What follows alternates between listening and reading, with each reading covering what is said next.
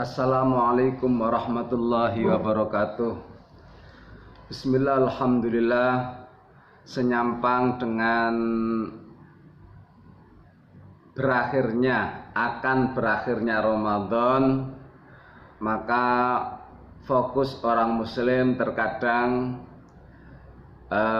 mengalami bimbang dan ragu tentang siapa yang paling berhak untuk mendapatkan zakat, baik zakat fitrah atau zakat mal. Ibu bapak sekalian, di dalam Al-Quran sudah dijelaskan ada 8 asnaf, ada 8 kelompok orang yang berhak menerima zakat fitrah ataupun zakat mal.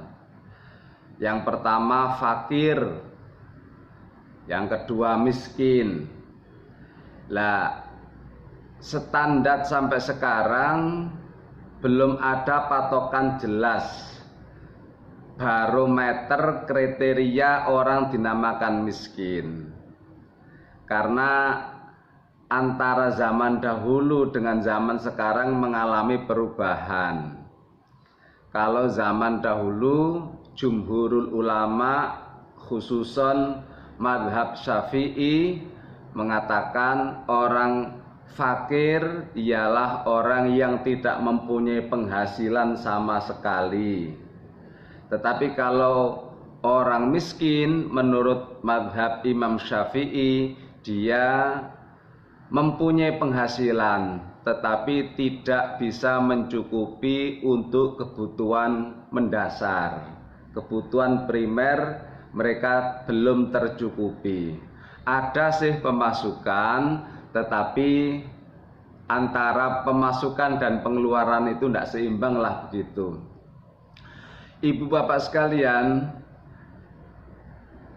kalau melihat pendapat madhab Imam Syafi'i, ialah siapa yang pemasukan dan pengeluaran tidak seimbang, pengeluaran dasar maksudnya, pengeluaran dasar ya, sandang, pangan, listrik, pokoknya kebutuhan-kebutuhan primer itu tidak cukup. Jadi barometer inilah yang harus kita gunakan untuk menentukan kriteria orang miskin, sehingga jangan sampai panitia atau amil yang bertugas untuk mendistribusikan zakat fitrah itu melihat rumahnya. Kadang-kadang ada orang yang kaya tetapi rumahnya amat sangat sederhana, tetapi investasinya luar biasa. Pun sebaliknya ada rumahnya kayak istana, dibangun tempo dulu, sekarang dia sudah drop, dia penghasilannya amat sangat minim sekali, sehingga panitia kurang bijak apabila membuat kriteria miskin dan tidaknya tergantung rumahnya. Macam-macam. Kadang-kadang jandanya itu janda ke ono, padahal janda ini mempunyai pensiun dari sang suami, dia sendiri dapat pensiun, dia sendiri tidak punya anak, dapat 2 pensiun, janda. Lah ini tidak bisa dikategorikan miskin walaupun dia janda. Karena apa? Karena dia mendapatkan 2 pensiun dari suaminya dan dirinya sendiri walaupun dia janda. Pun sebaliknya ada orang yang kerja, penghasilannya lumayan, tetapi pengeluarannya juga banyak, anaknya 5, 1 SMA, 1 SMP, macam-macam. Padahal orang suaminya kerja, tetapi kerjanya itu tidak cukup karena pengeluarannya banyak, anaknya banyak, pengeluarannya banyak, sehingga tidak cukup.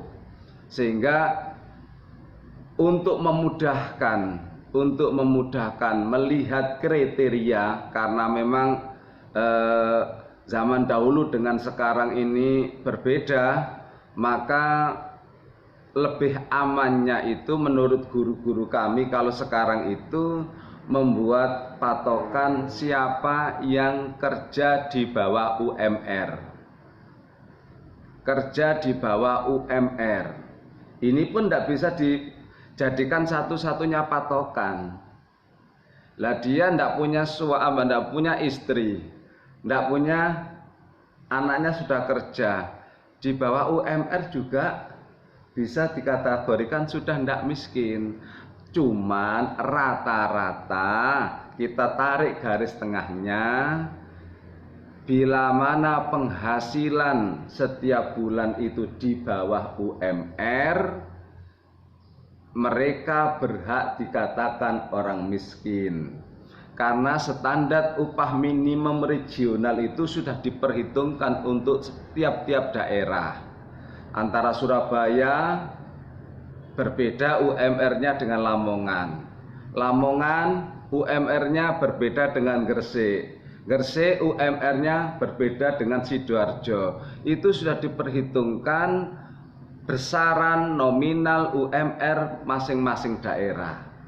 Sehingga kalau memang seseorang itu kerja sementara penghasilannya di bawah UMR, insya Allah apabila mereka kita beri zakat, insya Allah tidak salah. Karena apa? Karena bisa dikategorikan orang-orang miskin. Jadi sekali lagi, kalau sekarang lebih aman dan nyamannya adalah untuk melihat kriteria orang miskin, jangan dilihat postur rumahnya. Tetapi lebih aman dan nyamannya kita melihat penghasilan setiap bulannya. Bila mana UMR di bawah UMR, insya Allah mereka itu tepat sasaran untuk kita beri zakat fitrah atau zakat mal. Ini rata-rata loh ya, karena belum tentu penghasilannya di bawah UMR tetapi pengeluarannya sedikit. Tidak punya anak, tidak punya suami, dia hanya sebatang kara contoh, otomatis kan pengeluarannya sedikit. Pun sebaliknya di atas UMR tetapi pengeluarannya juga banyak. Cuman kami mengatakan ini kita ambil garis tengah-tengahnya saja. Untuk aman dan nyamannya, sekarang ini patokan barometer orang miskin adalah mereka-mereka yang bekerja rata-rata penghasilannya di bawah UMR daerahnya masing-masing. Insya Allah kalau demikian bisa dikategorikan orang miskin. Terima kasih. Mohon maaf. Assalamualaikum warahmatullahi wabarakatuh.